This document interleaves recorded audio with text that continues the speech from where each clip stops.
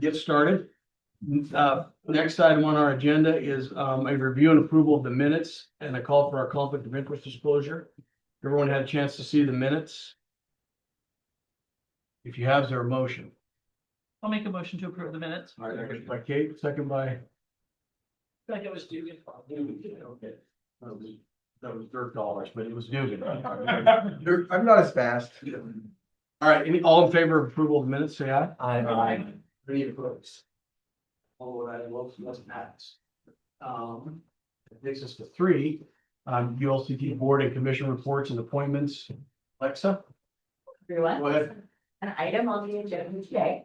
So the Utah Leader City Council is responsible for making these potential or recommending potential candidates to the Records Management Committee for individuals that can represent political subdivisions, and the governor has ultimate authority to make that appointment. So the RMC is responsible for approving and determining or approving and reviewing schedules for retention and disposal of government records.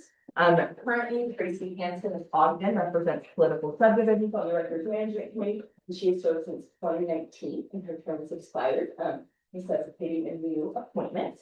So you'll see some staff solicited potential appointees from the Utah Municipal Clerks Association. And we are recommending as staff that you, as the board of directors, recommend 3 individuals to Governor Cox as potential appointees representing political subdivisions to the RMC. Those 3 individuals are Candy Sloan of West Point City, Christina Fernandez of St. George City, and Casey Arnold of West Point City. So I'm happy to answer any questions if you have any. Nancy Sloan is fantastic. If you have any questions, you can ask Jared. Or you can also ask Cassidy. What do you think? There we go. And these people are all 3 clerks in their cities. Yes, yeah, they're all senior recruiting.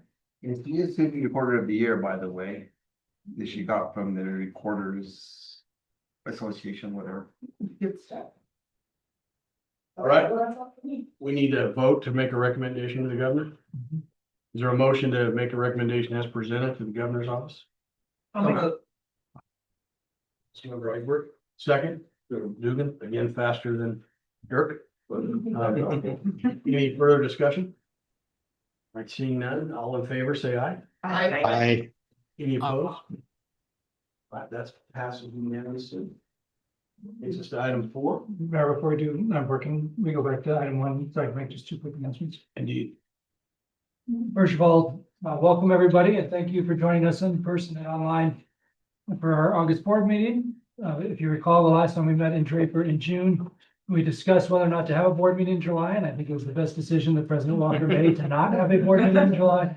So hopefully you enjoyed your summer. And it's been a very busy few weeks. We have a lot to get through today. Mayor Kafusi sends her regrets. I was communicating with her this morning because of the recent fire that broke out above Provo City. She's in an emergency briefing meeting that started right now, so she won't be able to join in person or online. And then I've also been in touch with the city manager and mayor of Tremont and after their tragedy last night. So they said they're doing okay, all things considered, but just wanted to get that. Definitely suck at the welcomes. Thank you. All right, that takes us to item number 4, which is our year-end budget report, Q4 check register. Nick, go ahead, sir. Excellent, thank you, Mayor. You'll see in your packet our year-end report, budget report on fiscal year 2025. I do mention this in the conclusion, but I just want to go ahead and mention it up front as well. These are the unaudited cash based budget report for the year. So this doesn't include things like depreciation, the GASB 68 pension liability that will come in, that we already have, that will come in our audited statements. Anything that's a non-cash item is not in here. This is to give you an idea of like, hey, what happened this year? What did you actually spend it on? Not something that a journal entry from URS on high will kind of throw off what we're actually spending. So overall, revenues over expenses at the end of fiscal year 2025 totaled $392,098. Again, that doesn't include depreciation, moving funds to restricted fund balance as well. So overall, We collected 103.6% of our core revenue. And as a reminder, with all of our reports, our core revenue excludes the local administrative advisor program, since that's just, if we included that, that's almost a third of our total budget, and it's completely contained within one program. So 103.6% of our budgeted revenue we collected. Dues, which cover almost 70% of our core budget, was at just over 100% collected. Sponsorships, which is about 11% of our budget, just over 101% collected. Registration fees and exhibit space, which is our event revenue, is about 15% of our budget. And this year we had about 114%. So we saw more exhibitors and more registrations than we initially anticipated. We are just at about 79% of our grants and special project revenue. That is revenue that has previously been collected, but we recognize it as revenue when the expenses actually happen. That is our Your Land, Your Plan public asset grant and the ARPA assistance assessment that we did in 2021. 2025, fiscal year 2025 was our final year for those two. So you'll see in the 2026 budget that we adopted, those are zero, those programs that finally come to completion. And then 100% of the $1.58 million local administrative advisor grant was received in 2025. Expenditures of our core budget, we are at 95.8% at the year end. Personnel expenditures account for 53% of our core budget. At the end of the year, we were at 102.4% of that budgeted figure. Our operating and engagement funds we spent 91.1% by year end, and that is about 18% of our budget. You'll see throughout and within our policy, there are a number of small line items that may be slightly over. We're required as an enterprise fund, we don't have to be right on with the line items, and that is part of our specific policies. As long as everything balances out and we don't spend more than we budgeted to spend in a year. Even if we collect more revenue, if we collected 103.6% in revenue like we did, and we decided to spend 102%, even though we're under, we have to come to you with a budget amendment in order to do that. But we were at 95.6%, or somewhere around there, so we're all good there. Grants and special projects I mentioned, those are completely tied our expenditures and our revenue there. Overall, we are in great, our financial position is looking good. We are on firm fiscal footing. For those of us who get Friday facts, you know we are fond of alliteration. So that is why we've used that terminology there. Like I said, this is the cash flow. You're going to have the GASB 68 pension liability come in, so that'll move our expenses and benefits slightly higher, or significantly higher. We're going to have $67,000 in of this revenue that's going to go to restricted funds, and that's how we're going to fund the local administrative advisor program for fiscal year 26. And then depreciation, which is about a little over $50,000 this year, will also be factored in. Any questions on the actual year-end report? I'm happy to answer. Also, you will see the Q4 check register, 10-page document in your packet as well. We have all of the backup documentation here in Angela's files. So if you have any questions on specific checks or any overall questions on the year-end budget report, happy to answer those now. Okay. Way to be an overachiever. Well, you know, it's great to see over 100% and under 100% at that. So as you're aware, we budgeted for fiscal year 26 to use some of our reserves, like we're putting into reserves from this year, to get in line with our policy to be between 25 and 50% of the previous year's budget. At the end of this year, I think we're looking at about 54, 55%. And that's why we budgeted to spend down those reserves. If we spend everything in the current fiscal year we're in, at the end of fiscal year 26, we should be looking at about 47%, getting us back in line with our policy there.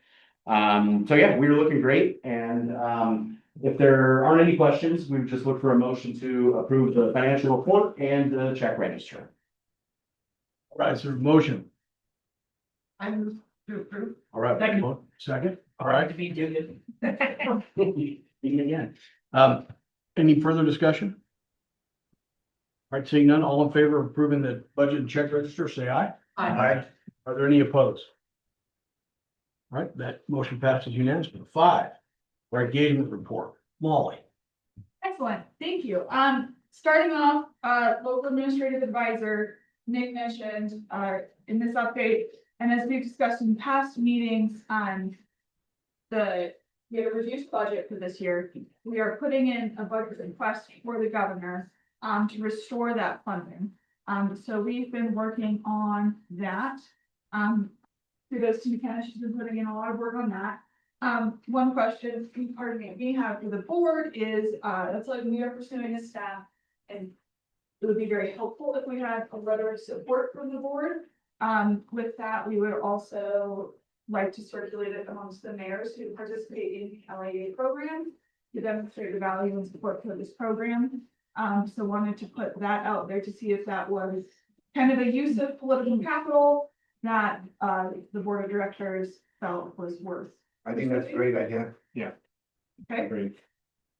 excellent. Do you want to do that motion now before I get into the other stuff, or do we want to keep? Yeah, so we welcome that in a motion. I move the seconds. Wow. To support the RFA.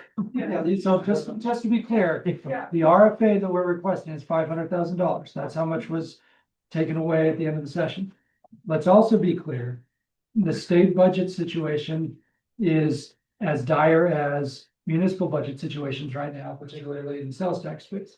So we're asking to restore the funding. We need to be conscientious of the fact that money is going to be hard to come by in this coming year, which is why we thought it was important for it not just to be league staff going through the normal RFA process, and having a letter from the board signed by as many of our mayors who've been impacted by the program as possible.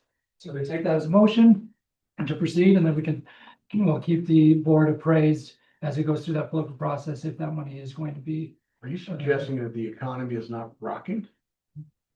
All right, is there a motion?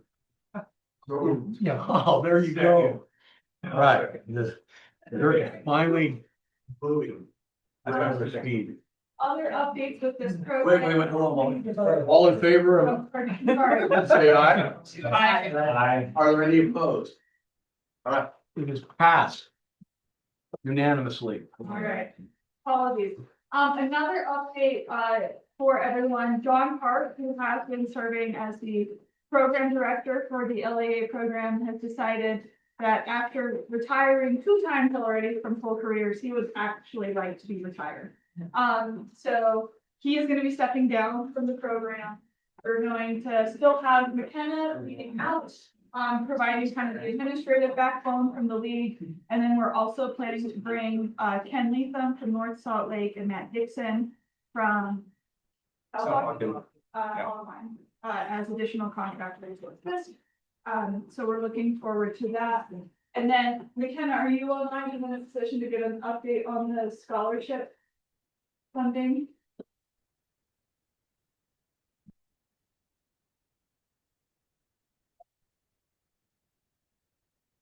Let's make sure we actually have some volume here. She's.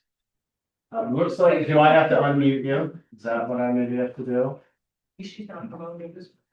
She's right there. And you're unmuted? Can you hear me? Yes. Moment of truth. Perfect. Thank you. Thanks. We are so thrilled to announce to you folks that we have been able to pursue some outside funding from the Office of the Property Rights Ombudsman to create 5 new rural scholarships for our LAA folks to attend the annual convention. These will be for small rural communities that have not been able to attend a ULCT conference in the last 5 years, and that we can kind of target these folks to attend, so that 5 folks from rural Utah will be able to attend the conference and take back what they learned to their communities and their regions. So if you guys can start spreading the word, we'll also have our LAAs distribute an application for the scholarships as well, for attendance. Thanks. That's awesome. That's really great. Good work. Is that a motion? I'm not allowed to make one. Oh. Remember, I'm a hazard, so I'm just here. So. I have a question. Does that scholarship, is that covering mostly or only the hotels for them? Food as well? What, that trying to cover all of their costs? Great question. So it covers registration, travel from the city they represent, mileage from the city they represent to Salt Lake and back, and lodging, a hotel, a conference hotel, or hotel of equal or lesser value. The most In West Jordan or? Hotels of equal or lesser value. Molly, just to add to Seth's point here. This is not league dues money that's paying for scholarship, so we needed to get outside money to make sure that. Spanish Fork, who is paying to come to the conference, isn't also paying for another community to come. And so that's been one of the sticky points to trying to create a scholarship program in the first place. We got this outside funding through the Ombudsman's office to experiment with the scholarship approach and target people who otherwise have not come in recent years. That's a good question. How are the communities being chosen? We talked about a little bit of targeting strategically, obviously. Yeah. But are you saying, okay, one from Vigo County, one from, you know what I mean, are we? Yeah, so we're gonna, the plan is, and actually, with some other sponsorship money, the hope is to actually have 7. So to actually have 1 per AOG. So essentially say each AOG will send out the application and then we'll determine like, we're gonna have 1 for each region to start with, see what interest looks like. And at least I should say prioritize 1 per AOG. If no one applies from an AOG, then we'll maybe select 2 from another. But to try to make sure that we have some good geographic representation from those that are interested. And then I also think really see this as a test to kind of gauge interest and, you know, if there were resources, how many people might be interested in coming? How many more communities can we connect with that haven't been able to connect with us in this capacity? So that's what we're currently looking at. So just an additional thought, knowing what it's going for, which I think is great, I'm just gonna suggest a thought. That if somebody gets the scholarship, that we could look at reducing the registration for them that for the year. And not to subsidize, but maybe to hook. What I'm wanting, one of the greatest values I think the LAA has is that if it works in those communities, it makes our lives better, right? Those communities are elevating their game, and I want representatives from these smaller communities to come. And sometimes the barrier to entry, you know, is these expenses, but once they come, hopefully they see the value and they keep returning. And so if we could give them a reduced rate, if somebody qualifies for their scholarship, then we can reduce the rate for them that 1 year. And then they come and see the value. Maybe that makes that money go further. Again, I'm not necessarily wanting me to pay for them, subsidize like you said, but I like, if I can get them to come year over year, I think we win. Or reduce the rate the second year. If the scholarship's willing to pay the full rate, to have them come the first year, maybe reduce the rate the second year when it's on them to be there. Maybe like the annual, the semi-annual or vice versa, so. I don't know, but if we're talking about the potential discounting, I'm like, well, if the scholarship pays for the full rate, maybe we discount it when it's on them to try to have to pay for it to. Yeah. Or it's a consolation prize for anybody who applied, is that what you're saying? Like if you apply and aren't selected this year, we give them a discount to encourage them all to come. No, these are great points, and there are only a couple of you, in fact, Ramsey, you might be the only one, maybe Marcel Pastrini, who remembers when we had the scholarship conversation initially. So I'm not saying that, it was institutional knowledge when we went through this scholarship concept in the first place. And part of the reason we now offer a first-time attendee discount was to get to this exact point. So we've experimented different things, and the good news is we've seen our numbers increase substantially the last 2 years. So I think these are great ideas that we can incorporate. It's the first time we've ever done it. And kudos to McKenna for seeking ways to fund it so that we can have this conversation. So you already have a first time attendee discount. We have a person. I used mine a long time ago, so I forgot. Yeah, but we only implemented that a couple years ago, and we were nervous that it would hurt us on the revenue side, but it increased the numbers in such a way that it came out as a net positive on the Yeah, revenue. I think that the conference is a great tool, so it's a great resource. Never mind then, you're already doing it. Moving on, our annual convention will be October 1st and 2nd in Salt Lake at the Salt Palace, as well as a kind of bonus add-on for those who are interested on the 3rd at the U for half-day conflict competence training with Danya Ramore. Katie, can I pass it over to you for a quick update on annual? Yeah, actually, speaking of the conflict training, if you are registered and interested in attending it, you can reach out to me and I can adjust your registration so that's included and all updated. I would love to come, but I have a conflict. Sorry. Fly out there. Apart from that, we have about 230 something folks. Serve that up to him like that. I know, I was set up. Okay, yeah, so. Training. We have about 230 something folks registered, so pretty close to what we've had the last couple of years for this conference.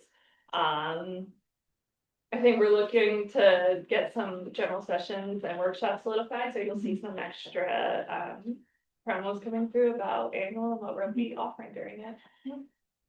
And the one thing I'll add here, and we referenced it at Friday Facts this past Friday, but in honor of America 250, we have Rick Atkinson, who is a 3-time Pulitzer Prize winning historian, who just released the second of a 3-volume trilogy about the American Revolution. And he's also a consultant on Ken Burns's American Revolution PBS series that's coming out in November. So the hope is to be able to celebrate the founding of our country, kick off the conference that way, and start the America 250 year with a bang.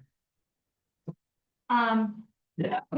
Other exciting things, so NLC City Summit is coming to Salt Lake City this November 20th through 22nd.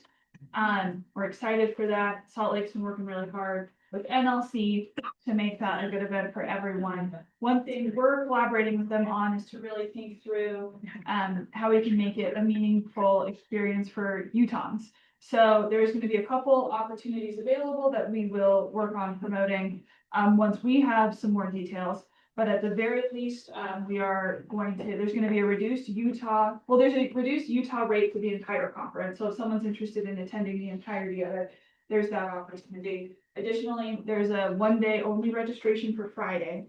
We're trying to make the most of that by having, serendipitously, Tim Schreiber will be a keynote that day, which we're very excited about. And Cam and the U worked really hard to get that set up. So that's exciting. We'll also have likely one of our annual big city meetings going on during then as well as we're working hard to make, as Cam would say, a state night to remember. So we are working on some pieces with that. Once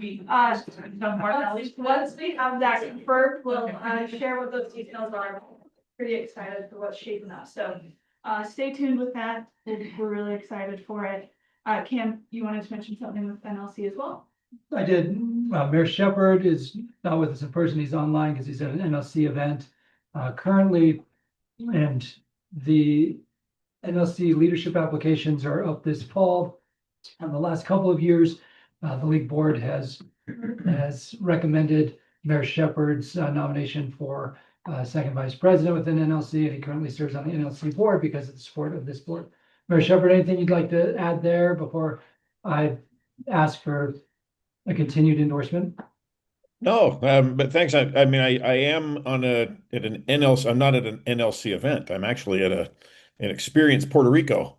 So for NLC, but it's not their event. I'm just here to speak on housing in about half an hour. So, but I appreciate the support. So on NLC assignment. Thank you. Yeah, I flew into the hurricane specifically, to come speak. So. But it's been awesome having Mayor Shepard on the NLC board. And so it's not listed on the agenda is, I was gonna bring it up in the National League of Cities report at the end. But he has to leave early for that speaking commitment, so I would ask the board to basically renew the endorsement that we've submitted the last couple of years, and I can handle that logistically, but renew the endorsement for Mayor Shepherd to be second vice president of National League of Cities and apply there, as well as continuing on the NLC board. Does that require a motion or? Yeah, I'd like a motion, then I can. Second. Oh, did you get that one? I do. He's fast. Motion, it's awesome. All right, we have a motion and a second to continue with an endorsement of Mayor Shepherd for his continued work with the National League. All in favor, say aye. Aye. Are there any opposed? Looks like you're endorsed, Mayor, Thank you. Appreciate that. unanimously. Yeah, so you and I will work together to get it done. Awesome. Thank you, guys. That think it's the sixth. Nope, No. we have two more items to file. So we have our elected officials essentials this year as of the municipal election.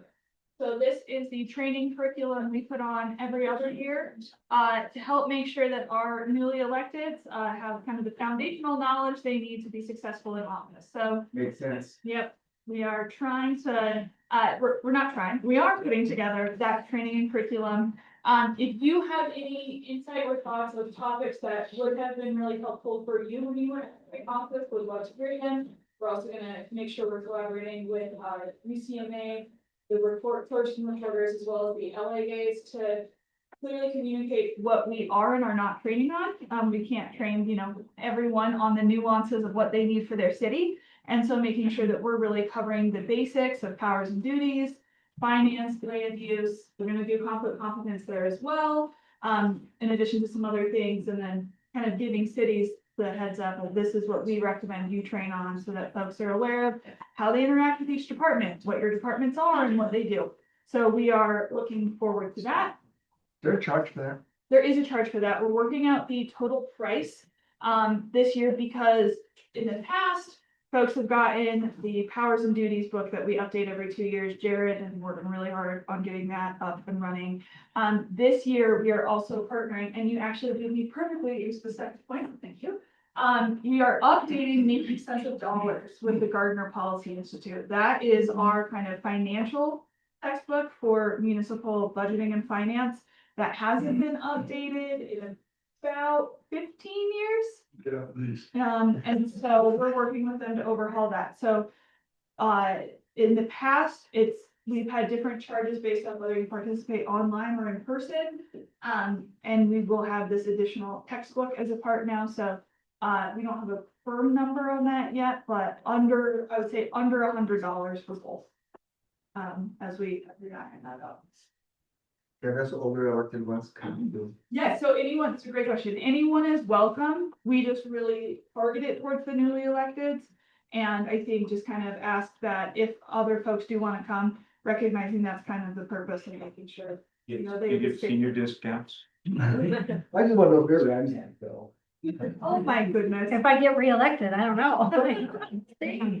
Actually, I'd love to be able to, and I'm happy to pay for it, but to get a new copy of the updated. I was gonna ask, Yes, yeah. how many of you in your cities have the original? Regrettably, we never made an electronic Yeah. version.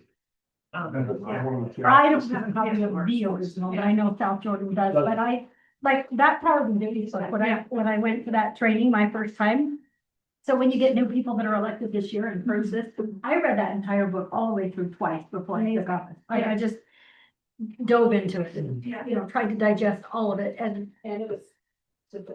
So I'd love an update. Yeah, absolutely. So those are available. We'll make sure that we promote that.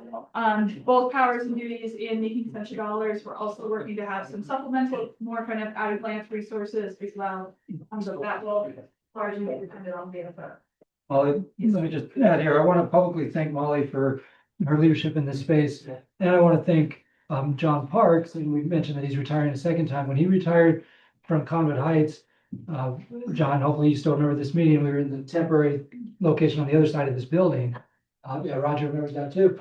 And John was retired, he said, I want to help you guys elevate your training. And so he and I spent a lot of time brainstorming, like, what should the training arm of the league look like? And then COVID hit, that changed everything.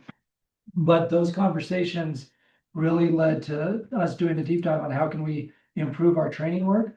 And Molly in her role has taken that to another level. And she mentioned these supplementals. I want to put these, or give these short shift because Mayor Ramsey referenced powers and duties, and that's, that's the handbook, that's the Bible. But she's working on a variety of other tools to try to make it as user-friendly as possible for these newly elected. And I want to thank Jared and Todd Godfrey for all the work they're doing on powers and duties. We're trying to professionalize all those training materials, and we're trying to make them as accessible as possible. So stay tuned. We've looked at other state leagues, what they've done, things that are kind of silly, but really valuable. Like, what does every mayor need to know? Framing things in that way to really help as people take office. So thank you, Molly, for all the work over the last few months as we've been building out this training. And John, thanks for getting that conversation started several years ago. And yeah, huge kudos to Jared for kind of the subject matter knowledge, and then Cassidy as well for making all of that come to life. That's been critical. And then What about dates? Do you have dates for those yet? so dates, the two firm dates we have are set, December 6th and 13th. That will kind of be the local government 101 crash course. That's the big training we do from about 9 to 1. That will dig into powers and duties, including forms of government, OPMA, ethics, grandma. We'll do a bit of land use there. We're going to do a quick teaser on public finance. Carrie Nakamura, who we have do that, will be out of town, so we'll save a big training for her later. And then we have some other kind of components planned there. And then after that, we're planning on some more supplemental webinars, digging into topics in a little bit more depth that we just don't have time to get into in that 4-hour Saturday training. So You do this at local government trust? yeah, so one of them will be at the local government trust, the other will be on Zoom, and then all of the remaining webinars will be on Zoom as well. So the 2 days was the same thing both days. Yeah, so don't come to both unless you really are like, if you're really excited by OPMA and ethics, then But only You know- one is in person. only one is in person. Yep, That is the first one. that is the first one. And once we finalize everything, we'll get this up, we'll get it promoted, we'll get you all the information you need. Would honestly love to have any of you there as experienced elected officials, as board members. Great, obviously no obligation, no pressure, but if that's something that sounds interesting, let us know. And then finally, for the conflict competence update, that kind of fell into the previous two. So we're gonna be doing that half day following annual for folks who are interested in it. And then we're also going to be doing a kind of 3-hour intensive for the newly elected officials.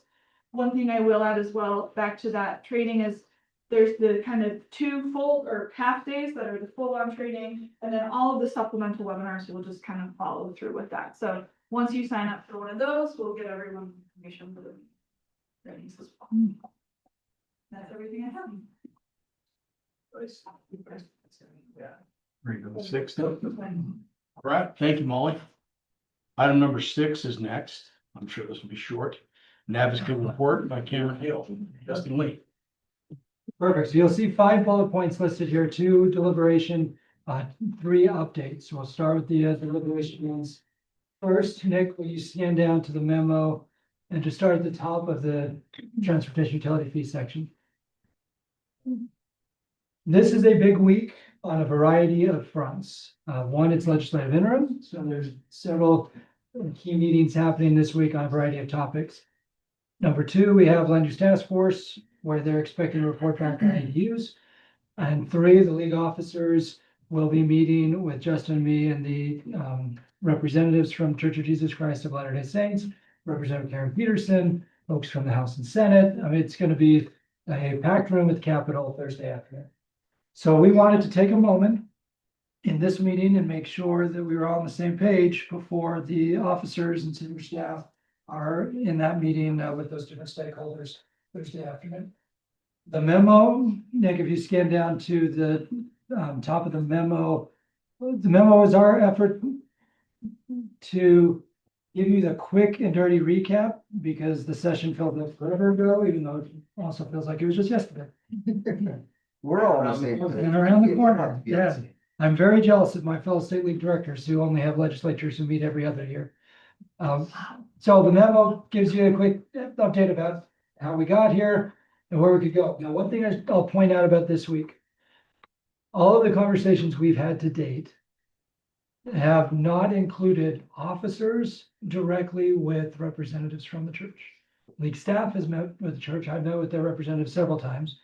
We've met with legislators multiple times, but this will be the first time that the league officers will be in the same room as we're talking about. And I think that's important to note because as you all know, in the political game, the game of telephone can often occur. And I think it'll be important, as you can see in this memo, Nick, if you go down to the where we could go piece, items 1, 2, and 3, I think are the important place to start. And thank you to Roger for putting all this together to say, here's how we got here and why we care. Because the church has heard that from me, but I think it's important to also hear that from the officers. Okay, so that's the hope that we can start the meeting trying to just understand each other, both our perspective and their perspective, which we've laid out in the memo. When we last met in June, we told you that the Senate President and the House Speaker have asked all stakeholders to come in good faith to the negotiating table and see if there are potential alternatives. In the spirit of that request, you'll see, Nick, if you could go down a little bit further, points 1, 2, 3, and 4. Yep, right there. These are new ideas that came out of our work group for these potential good faith paths forward. And you'll see at the bottom here, the league principles that the board adopted in 2023. Some of you were on the board then, some of you were not. But these are the core principles that we try to keep front of mind as we're negotiating on this bill, really anything related to fees. So let's just take a moment. We'll walk through 1, 2, 3, and 4. And Justin, Roger, feel free to chime in, but we just want to make sure that you as a board are comfortable with this approach. And that'll be the plan for the officers. Recognizing that in the military context, you know, the good plan falls apart the minute you have your first combat. So who knows where things will go, but we want to make sure we're on the same page as we go in. Or in the boxing context, when you get punched in the face. That's also good. So number 1 is to address the point that we've heard them make most regularly, which is that the tough conflicts with the property tax exemption against the Constitution.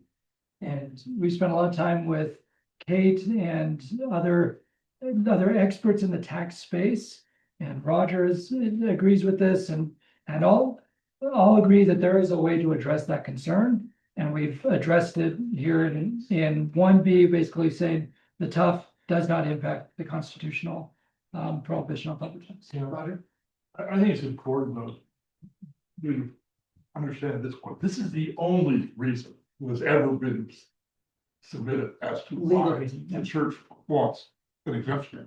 And this is the only one that's ever been presented. And I would submit the church itself has walked away from this by, in a substitute bill that they proposed, agreed there were certain properties that were exempt, they should pay it. So in effect, if I, after having spent the time I've looked at it, I can't tell you what staff, other than they just don't want to pay it.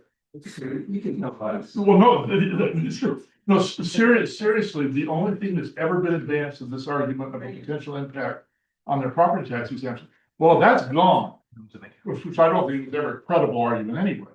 We don't know, Tim, why they don't think they should pay this. The best argument I can give on their behalf is the public good argument, which is the underpinning of the constitutional prohibition on property tax, that certain entities provide a public good. And as a result of providing that public good, they're exempt from paying taxes. Now, this is a fee, not a tax, and that's the crux of our argument back. But the public good argument, even if they acknowledge, yep, we can see how legally we can protect the property tax exemption, I still think the public good argument is what they'll rely on. And that's where numbers 2, 3, and 4 come in. And bear in mind, public good argument is a credible argument when you're talking about money that goes into a general fund and is allocated. That's why they have the exemption from income tax, that's why they have the exemption for property tax, that's why they have the exemption from sales tax. The exemption here is not a public good related issue, it's a charge for service. And therein, I agree with Ken, that's something I can say, but that same public good philosophy could apply to any fee. Are they saying that they should never be charged for receiving government services? Because I don't see any difference. So as you can imagine, I'm sure you're all very jealous of the officers, I'm curious who you actually meet with. Who does the church send to negotiate with? Yes, I'm still waiting for the final roster of who all is going to be there. I talked to Representative Karen Peterson on Friday. She's planning to be there. And so once I have a roster, then I'll circulate it appropriately. Do you believe it's someone above Marty Stevens? I don't know. If it was- We'll find out. I'm wondering who they're sending. Like, who they're sending will tell us to. Yep, I agree. So once we know, we'll circulate it. Now, items 2, 3, and 4 go a step further, because what items 2, 3, and 4 do is gets into defining methodology and statute, which we have been hesitant to do. But here's the thought that came out of our work group. Number 1, well, better put number 2, a subcategory of tough users that is focused on religious charitable tax exempt status. So it'd be a subcategory of users. But then for the methodology for that subcategory only, so not residential users, not commercial users, not industrial users, this subcategory of users, that the traffic count would be based on weekday traffic only Just for this subcategory. for this subcategory. Okay? So if you are Cameron City and you are doing a study and you're looking at peak traffic counts, you could look at peak traffic counts in a variety of ways for residential, industrial, commercial users. But for this subcategory, it would be focused on weekdays only. So you would not count traffic counts on Saturdays and Sundays.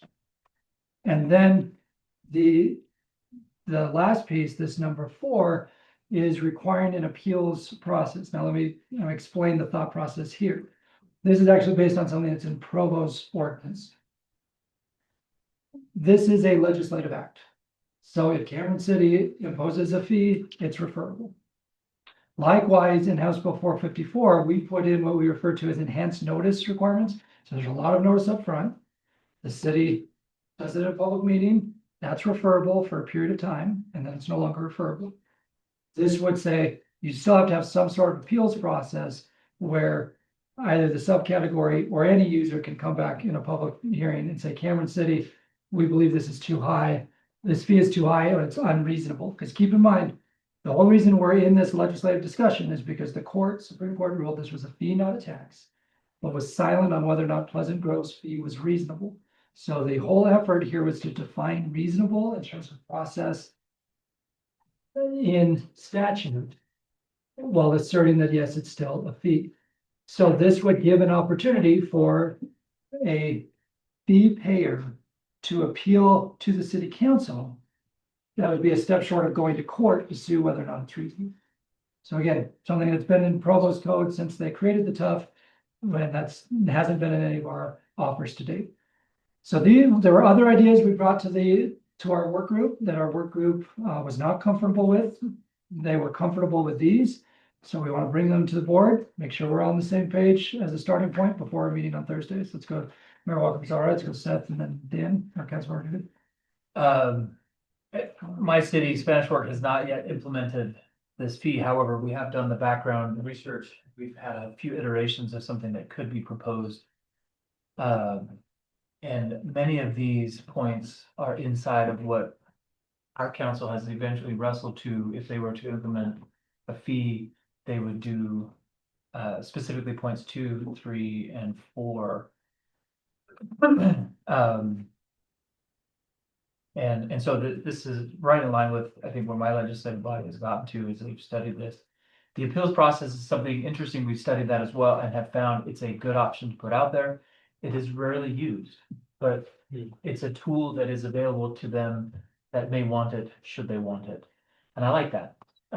I think Provo would be able to answer this better from their experience, but it's been rarely used. So I think that's a nice olive branch that if there's something that somebody sees as egregious, they've got a process that they can deal with it. Perfect. Thank you, Seth. Councilmember. Yeah, thanks, Cameron. Thanks for the explanation here. On number 3 and 4, the weekdays only. You know, of course, the obvious is that most of the traffic would be on the weekends. And then the second was that the compromise for number 3? Would that's reasonable? is that the reason why we want weekdays only? And then but my question is, what's the difference in fees that you would obtain if it was 7 days a week versus just the 5? 'Cause I'm almost thinking 5 days a week, you're not gonna get anything from them. Or very, very little. Excellent points, and I'm glad you brought this up, because this was our effort internally to come up with a compromise proposal. And we spent some time in the group talking about, do you define a regionally significant project or land use here? And that's, we couldn't get to yes on that. We pivoted to the weekday piece, because this still is consistent with our principle that everybody would pay. But certainly for some users in the subcategory, their impact during Monday through Friday is going to be really small. But for a regionally significant facility or types of facilities that are used during the week, the biggest example for conversation purposes would be like, institutions of higher education.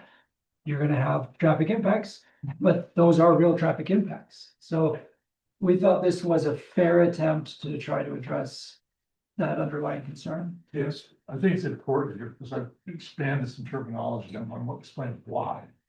The only entity that's asked for this is one church.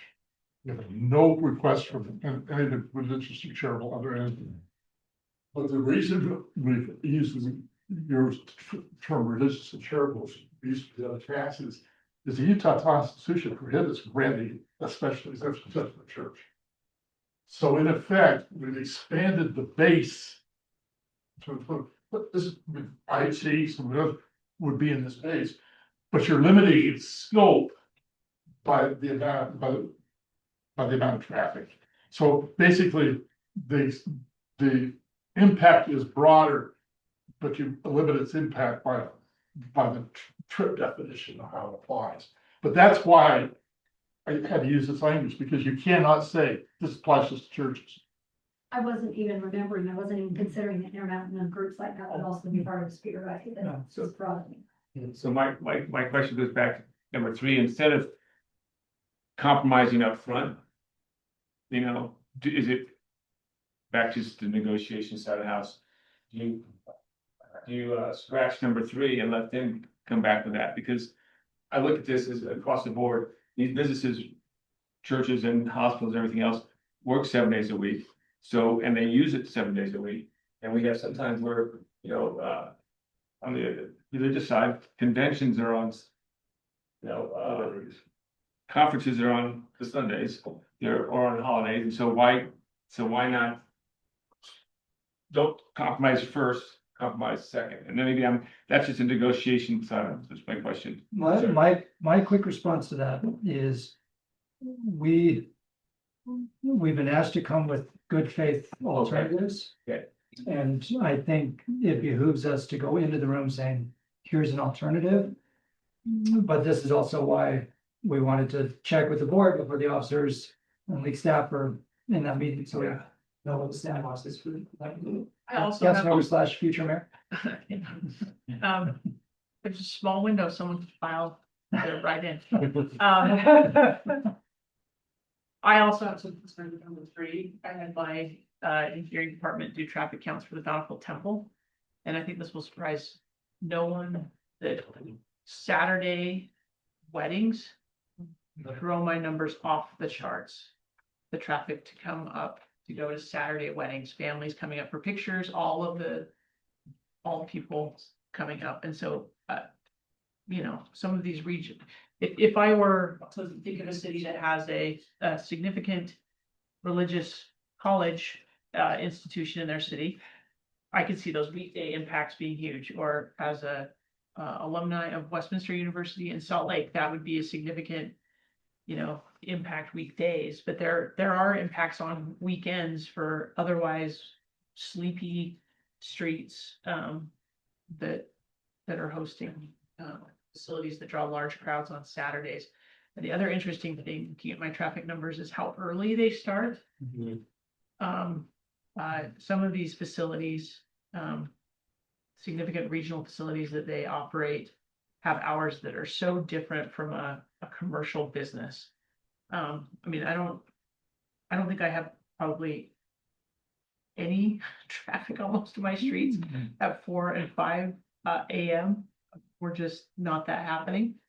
But I do starting at 4 and 5 on the approaches to the temple. As we, It's their own. adding to what Kate said, I think the term. Yeah. That we explored in our work group is regionally significant. I think that's a good term. We couldn't get there. From our discussions, to focus on that. But I think it's potentially an important delineation.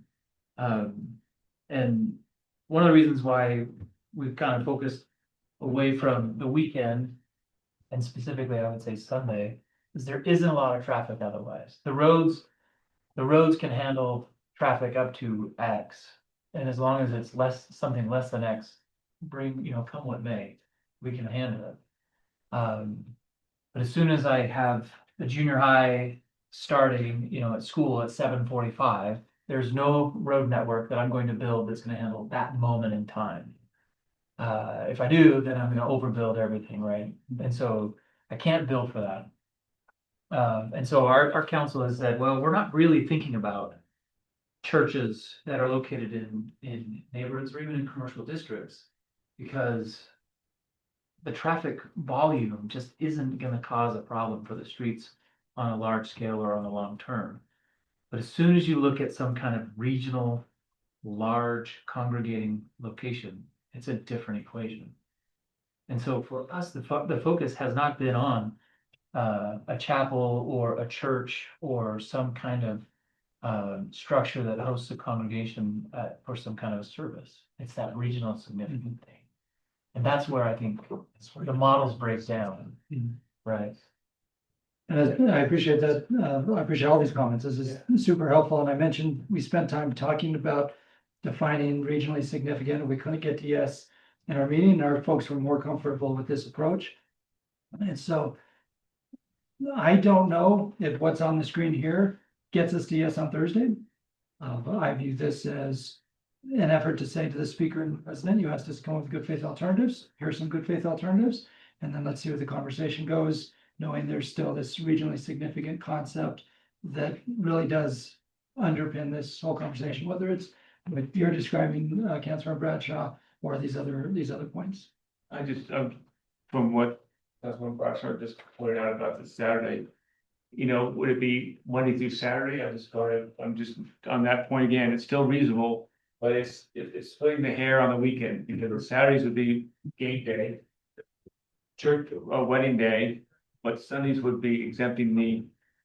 And it would capture half of what happens in your downtown on certain times of the day. Right, exactly. I'm a little uncomfortable with 3. Telling that, like, this is, I think we should start with 1. But since we conduct these in an open public meeting, that means they're out there. Yeah. But yeah, I'm uncomfortable with 3 because of the way Saturdays in particular can be a factor.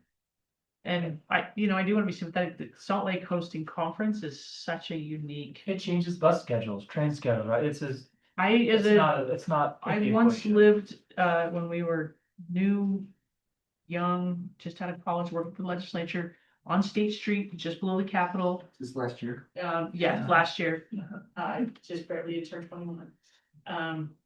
Lived on State Street between South Temple and the state capitol. And we could not, we would try and figure out somewhere to be for that entire conference weekend, because we couldn't get out of our apartment onto State Street because of how significant the traffic was for that neighborhood. And you lived in that neighborhood for a long time. It's a lot. Here, the goal here is not to bring in a completed project. The goal here is to say, okay, our assignment was we're willing to offer up something. Now, the question is if the church is not going to take anything other than a big exemption, then there's no point in us doing this. If there's a point that, we can find a spot here, that's what you're gonna find out in the meeting. Then you move somewhere in there. The question from the negotiating standpoint, how much you give up front? Yeah, I think Cameron, you're right, you've been asked to come with a reasonable position. And that's where I'm split the difference between 7 days a week and 5, and just going with 6. And because of, it makes me a little more comfortable because we're not getting it all, because maybe they'll come back to 5. But maybe they won't go from 5, they'll just go to 0. Mayor Walker, in light of the time, let me summarize what I think I'm hearing, and then if people are comfortable, we can have a motion to give that direction, recognizing the sandbox is gonna be shifting quite a bit here. So it sounds like people are comfortable with 1 and 4. And then 2 and 3 go together. I haven't heard any pushback about the subcategory, which is good because we'd offered a subcategory previously, so I'm glad we're still there. We offered that, that's actually part of House Bill 454, was there was a subcategory in the methodology. But rather than having number 3 on the weekdays piece, we focus more on explaining the impact that particularly regionally significant have. And then we offer that the subcategory does not count traffic impacts on Sundays and start there and then see where the conversation goes from there. I almost call 3 2A, right? Like you said, it's Yeah. so connected. Yeah. Do we, this is maybe illegal, but do we run into any kind of issue with Sunday when other religions have different Sabbath days? Or special days? I mean, do we run into? They're invented. Only if they're traveling at 7:30 to 8:30 in the morning and 4:30 to 6 o'clock, right? Those are the windows of time that are most problematic for our traffic system, when you've got the rushes of traffic that happen. Yeah, and outside of these regional things. And I agree from the technical perspective. I'm just wondering from a perception I perspective, think so. is there any problem there? I think there is. I think if you go in and they are, Sunday is the religious day for all of Utah. I think you do have So some challenges. now let me clarify here. There's nothing in here that says Sunday is the religious day. What we're saying is that Sunday is the day that has the lowest impact on the transportation system. And that is true. That is, Yeah. Sunday has the lowest day on the transportation system. So it's It's already already received as this. now. Well, I think as long as we frame it the right way. Well, but I think that is the legal argument. and that's the reality. Right, and so we, as a transportation system, can accommodate there's a lot more headroom on Sunday than there is on the other days. So if you don't count Sunday, then you're still capturing the majority of the traffic impacts. Will it benefit those that have religious services on Sunday? Yes. But the intent is to say, our system can manage Sunday better than it can Monday through Friday and now Saturday. I think that's. I don't disagree with that, but there is an obvious. I think, which I agree. well, and I guess as we think about the optics and the strategy around that, I think what we need to be careful of is that this isn't our exception. We're not asking for an exception. So if someone's asking for we're throwing some ideas out there because we offered up some stuff. We already have had 2 years of bills to offer things. So I guess we want to just make sure framing wise, it's not, here's the league's perfect solution to this thing. Here's a discussion that we had. Because if it's our solution, then we own it. And it's gonna be harder to negotiate. Is there, this is maybe a Roger question, is there a way to constitutionally carve out some of these regional significant facilities from your standard ward house? It's really hard. I mean, bear in mind what the issue here, we'll come back to this again. We're saying, okay, we don't think you'll have any. That eliminates the line draw. That's been our position. We don't have any on any other fees. But to meet this assignment to be given by the legislature, we're saying we'll agree that there's a category of religious and charitable entities, but which churches aren't in part. Bear in mind, a lot of others.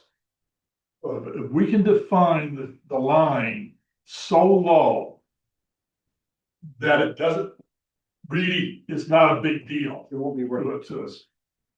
That fine, we'll build that into our structure, so you get a de facto, you're out by virtue of higher category. If that category becomes too big, then it's the same as you ask for an exemption. So that the sweet spot is we're offering up here to say, here's a concept of saying, we'll give out this group that doesn't affect your ward houses or small group.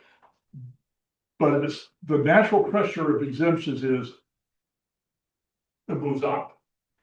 And so the question, if that's the goal here, and we took a stab at it, but you're right, you don't want to rewrite it to their conditions in the meeting. You want to say, here's the concept we're offering them to you.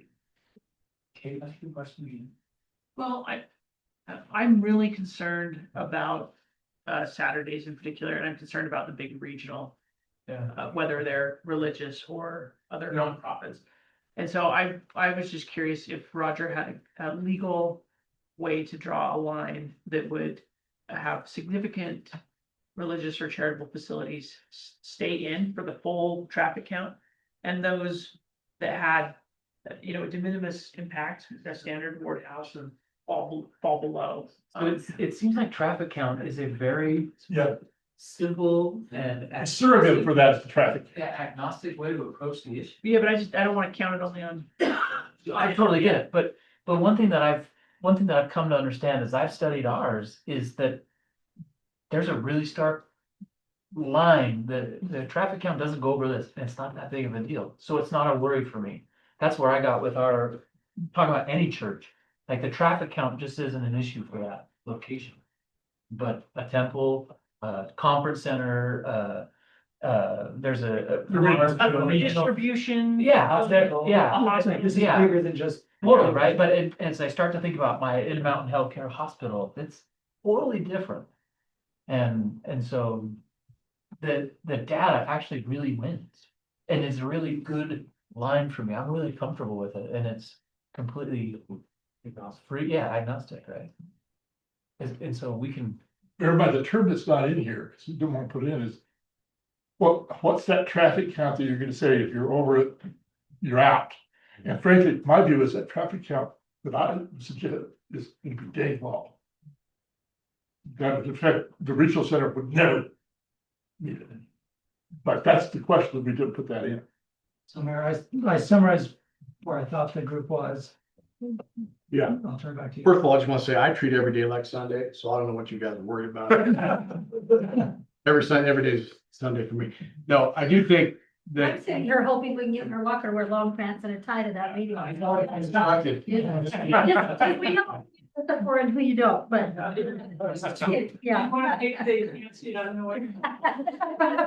I speak pants in general. I've been wearing the day, which is odd, but yes. But Alternatively, I've heard that the parade dresses with the collar are back in from the nineties, so. Pay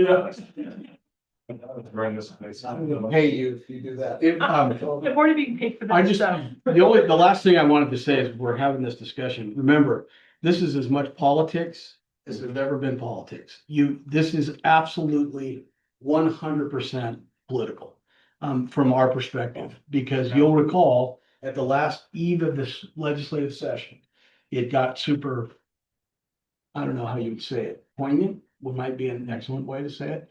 So part of our goal, as we've talked about this as a board and a working group, has been to be part of the solution as opposed to, because we got one side that's like, hell no, and we got somewhere in the middle. So just keep that in mind as we look at it. We're trying to be the league of partnership, not preemption, I guess, maybe to go back to the old phrase. I'm really proud of the Because positions we've taken, really. Like, I think we've been really genuine through this whole discussion. But just that, at least that feels like the attitude I want to take going into the meeting is we're here to look to solve a problem, but it is a political problem. It's not a legal No, problem. it is, this is, not a legal issue, and it's actually not a mechanical issue. It is 100% a political problem. Mayor, yeah, if I can just one thing on, when we met with the Senate President, earlier during the interim, from his perspective, and we know he's the one that's been behind a lot of this in the Senate. He said it's not even a political issue for him, it's a moral issue. So just so everyone does understand the realm that we are working in with certain people here. And the other, I guess, a question, Cam, is there any kind of expectation that we get to an agreement out of this meeting, or is it a let's start talking meeting? Because that may impact. Is there a committee pattern we're expecting? My view of the answer to that question is, this is a make something happen type, at least be on the road to something happening. Yeah. I don't think it's just get together and talk. I think this is a hammer it out meeting. That's my view of it. Maybe I'm wrong. I think it's. I'll be in the tie jacket, so. Damn serious. So it better be worth something. Yeah. I don't think this will be the last. Shopping. Right. So, I summarized where I think we've heard, and just to emphasize what Dustin was just saying, I don't think this is, we're walking out of the meeting and here's the agreement. But I think it is more than just, let's understand each other. Like, that's why we framed the memo of, let's understand each other, and here are some new ideas. So I summarized where I thought we were, good with 1 and 4. And then with 2 and 3, narrowing it to the Sunday piece and having that be our starting point for Thursday. All right, is everybody good with this conversation on that part? Anybody have anything else? Next, go ahead. Did you want a motion? Okay. Yeah, there's nothing to vote on, like, Yeah. so I think this has been good. Okay, second piece, we've got another meeting also on Thursday. Under the umbrella of the state housing plan around ADUs, and I want to thank several board members who've been at our LPC Housing Advisory subgroup all summer. And a lot of really interesting dialogue has come out of there. Our hope in the next 45 minutes is to hit 2 of these pieces, because we've got to make some decisions. Number 1 on detached ADUs. We've used Slido to gather input from the members, and we did it several ways, in part because we were surprised by the initial response and wanted to make sure we cross-checked it before we brought it back here. What Nick has up on the screen right now is the crux of what we have Slidoed multiple times now, where there seems to be a comfort level within that advisory subgroup. Now, again, that's just an advisory group. So what we'd like to do is, if you as a board endorse this approach, then I'm going to have Alexa in a moment show you what we're building out for LPC next week, but Nick, keep it on this document for now. So if you guys endorse this direction, then we will build out a proposal and bring back to the larger membership next week. The proposal is basically that either all cities or cities of a certain size have to have a detached ADU ordinance. Now, right now, Alexa's document will show you what the percentages of what cities have them and what they don't.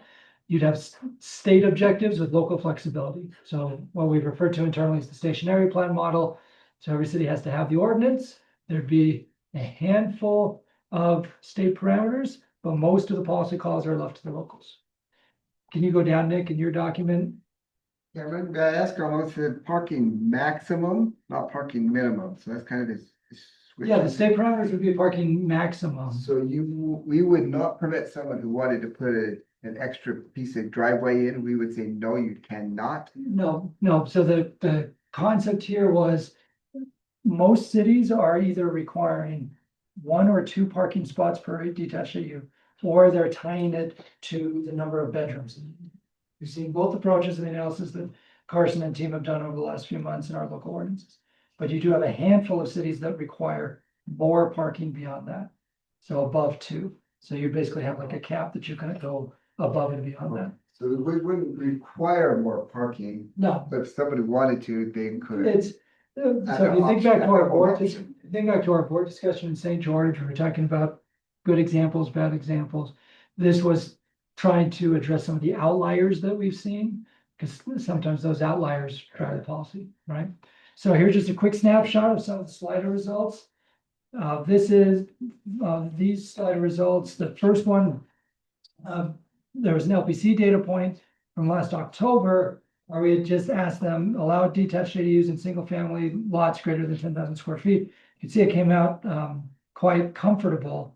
When we've asked the advisory group about House Bill 88 last year, and even the IADU style, you can see the uncomfortable numbers were quite high. So then, Nick, go to the next slide. This is one that was quite interesting. 36 respondents from our advisory subgroup, and these were, these were meetings started in May, but this data here is from July, where we asked requiring the cities to have the ordinance with some local flexibility down to allow detached ADUs by right in state law and all residential lots, which was House Bill 88.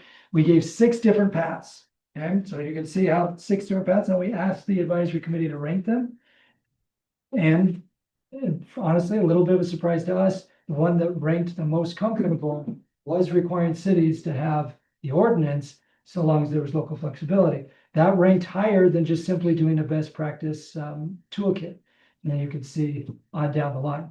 Now, again, that's the advisory committee, right? That's not the policy committee, it's not you. And then we also asked Nick, go to the next piece. We also wanted to get a sense of if there was this sort of state direction, what impact did that have on infrastructure? And this was an LPC question back in January that we wanted for your review here. 21% said they thought it would have a high impact on their infrastructure, but 79% were in the other categories. And so one of the things we think we need to make sure to have in this direction is if you truly have area that infrastructure can't support it, you still have the ability to say no. But based on the data from our own members, looks like there's, in the majority of cases, more opportunity here. Okay, so with that being said, Nick, can you switch over to Alexa's document? This is what Alexa presented to our advisory committee last week. We did not circulate it, and we have not circulated to you either because we're still working on it. But this is working through the variety of potential options. Nick, just leave it at the top. And Nick, on the Can you lots make it of- slightly bigger? Yeah. So we can read it? Since you haven't shared it with us, but I can't read it from up there. Right. So the lot size, yeah, just that lot size piece. This I think is the important thing for you guys to know, just the universe of our membership right now. Currently, 59% of MIHP cities, so cities above 5,000, allow detached ADUs on lots greater than 7,500 square feet. And then 80% of MIHP cities allow them on lots of 10,000 square feet. So that's the status quo. Now, when you get into the other requirements around setbacks and parking and building code, there are little variations, but you can see a strong majority of our membership is already in this space.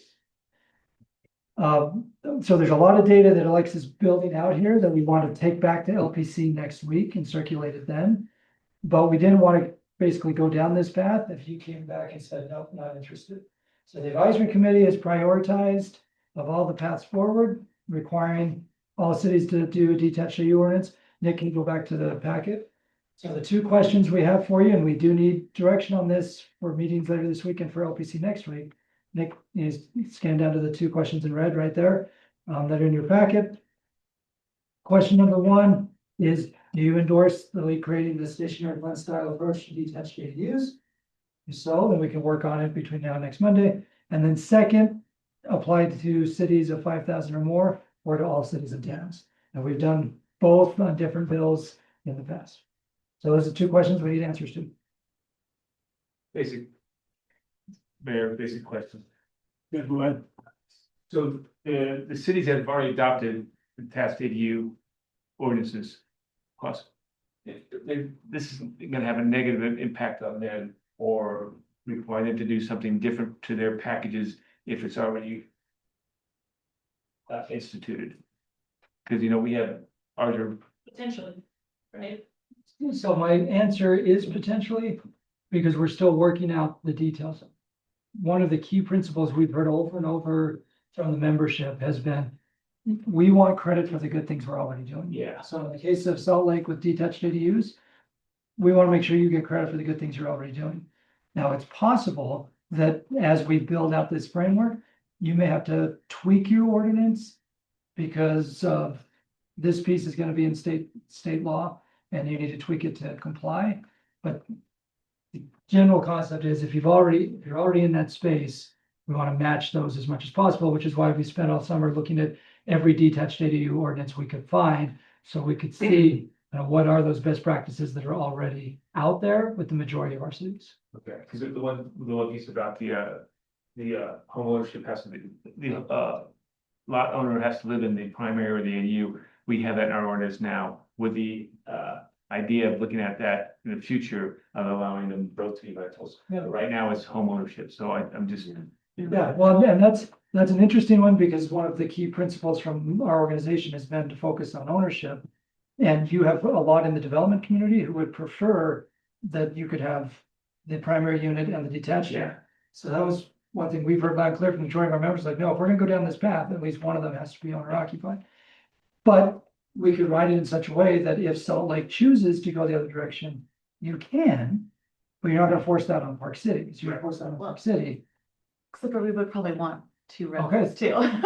Yeah, The Spanish ability to have. Pick a different Yeah, It's not example. Spanish for. Yeah. It's not. Park City people are Salt Right. So I have some concerns, somewhat along the same lines as Councilman Dugan. My city, just this last week, we already allow detached ADUs. We do admittedly have a complicated measurement for roof heights, the total height. And it allows you to get higher roofs depending on if you're a hip roof or a shed roof or a mansard roof. It was annoyingly complicated and, so we have been diving into this, what heights, and then it's led us to diving into if we go higher than what we currently allow, do we require that the setbacks on the side come in? And we've now had 2 full meetings on this topic in my city. And I worry, we've seen the legislature, we had the requirement to do internal ADUs, and now we see it being tweaked and changed every time, and our authority narrowed. And I worry about those of us that are already in that space and having those really tough discussions with neighbors about heights and setbacks and things like that, where we're already allowing them, to see the legislature then in subsequent sessions come in and narrow it or change it again. And so I have a lot of trepidation about telling the legislature to go ahead and stick their nose partway into the spigot. For me, internal ADUs were a lot easier to come to grips with than external. Because of the I also agree with that. Yeah, because of the impact on the neighborhood and probably at least from the visual side. One thing that helped me to get more comfortable with the idea of detached ADUs was to understand that not every lot would qualify. That even though, if you go back to that chart, that matrix that you had, that even though it says, lots, they're allowed in my city and 10,000 or greater or 7,500 or greater, that doesn't mean that every home that is a 7,500 square foot lot would qualify. Because maybe it's the setback issue like Councilmember Bradshaw was mentioning, or maybe it's Percentage of lot. percentage of lot size, yeah, the size of the primary home is too big, or whatever. And so as long as we have some of that ability that, and let me reframe that, as long as the state understands that this does not mean that a detached ADU is permissible on every property, then I think there's room for me to have these conversations. But if the starting point is that every lot can and may have one, then I can't get there. Nick, will you pull the matrix back up? Yeah. So people can see what we're working on there. And you can, for purposes of this conversation, option A, B.1, B.2, C, that's what we were taking to the advisory committee. I won't go into detail about those, but Nick can actually scan it back so they can just see B1 and B2. Yeah, just leave it there because it just gives you a snapshot.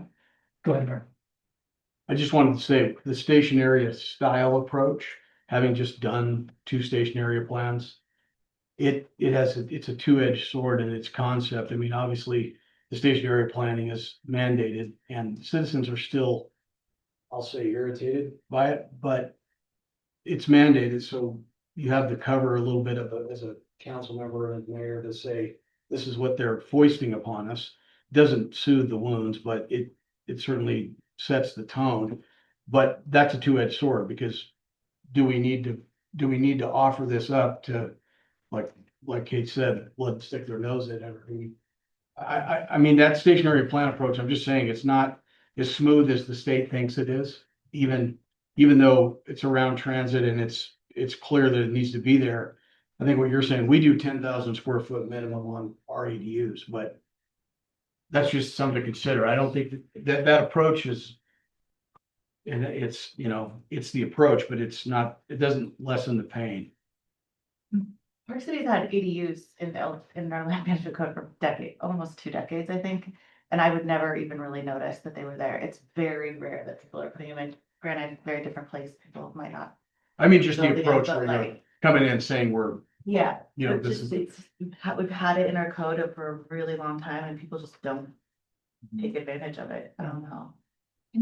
We have in South Jordan too for the last couple of decades, and when I very first took office, we had somebody, they have a big lot, like an acre. Plus, they've got one of the farm lots, maybe it's 2 acres, it's one of the rare pieces still left, and anyway, they wanted to put one in, and the neighbors were losing their mind, and they were gonna get spied on, whatever. Yeah, but it was, they just thought it was really, really scary for them. We have had more people come out and ask to put these, and so we recently just tweaked our ordinance to allow, you've probably read through it, but to broaden the allowance, because we had parameters around where you could put external ADUs, and we do still have some, but we had to broaden that even a little bit more to allow a little bit more flexibility, but we do have more people asking for them. The neighbors all still hate it, but we do have more.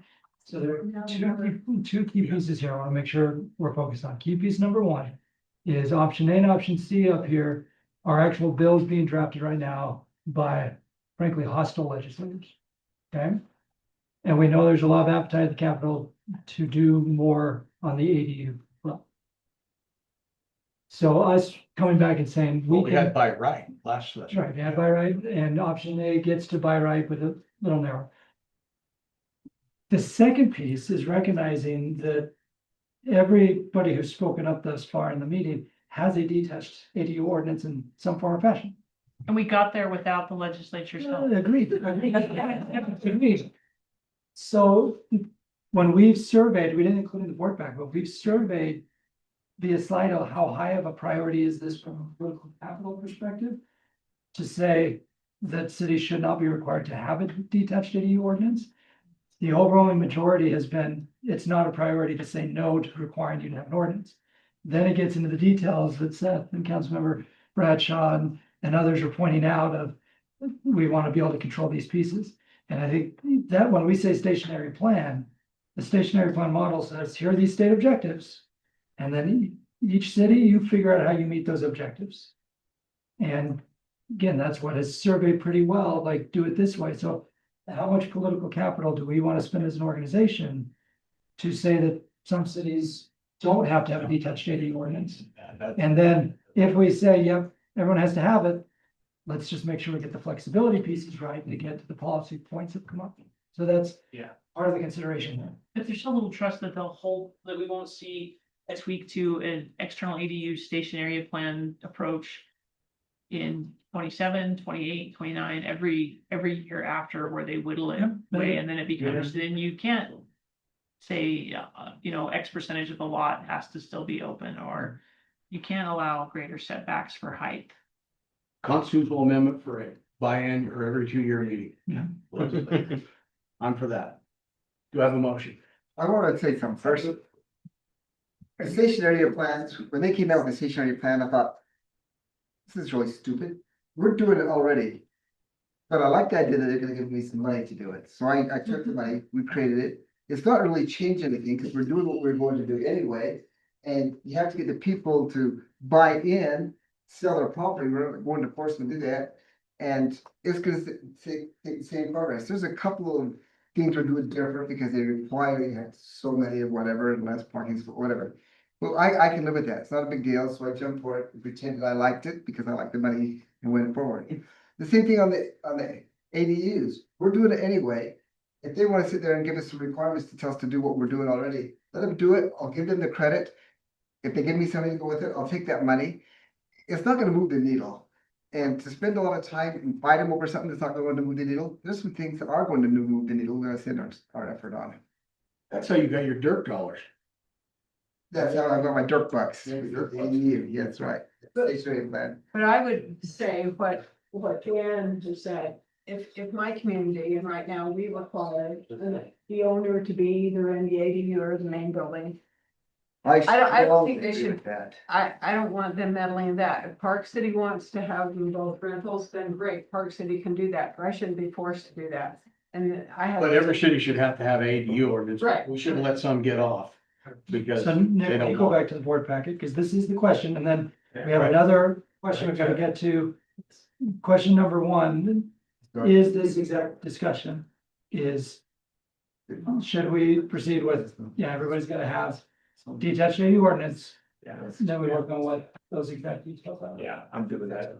I think it's hard for us to say no because the majority of us already do. Right. So I think it's hard to say no. Well, like Mayor Burton said, it probably doesn't move the needle much, but And like Kate said. Yeah.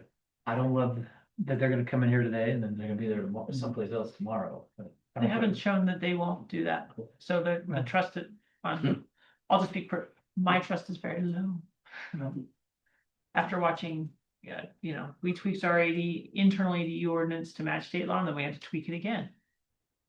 And we had already allowed it before. Which on that or just summed up?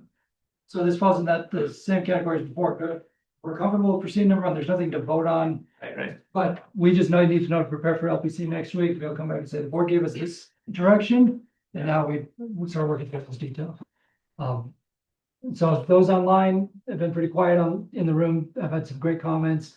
Everyone in the room is nodding their head. Is there anybody online that wants to speak up on this before we move to the next one? Okay. So the next piece, infrastructure development standards, this is the point that's now become a bit of an office joke where the motion at the Draper meeting was to actively listen. And we have, by the way, Well, we have actively listened to a lot of We things. have actively listened to a lot of things, and we said no to basically all of those things. What would you have remembered of 2025 if you didn't get that? Yeah, that's right. It'd just be a boring summer. We would have barely listened. Now we actively. We actively listened, and I I think think it's. Tim Shriver told you to actively listen. Don't feel actively heard. So Nick, when you scan down, we have nothing to report of substance because we are a long ways away. You just says top. Yeah, their proposal that we list in there is a long ways away from anything we could accept. The City Engineer Association is working with us to gather information to help counter some of those points. So we're gonna skip now to state section 3. And I had a call this morning on this topic. I love that you just moved right over this. Just forget Yeah, it. yeah, because there's nothing to discuss yet. If you ever need to talk about Spanish work standards, whatever, feel free. You will never hurt my feelings.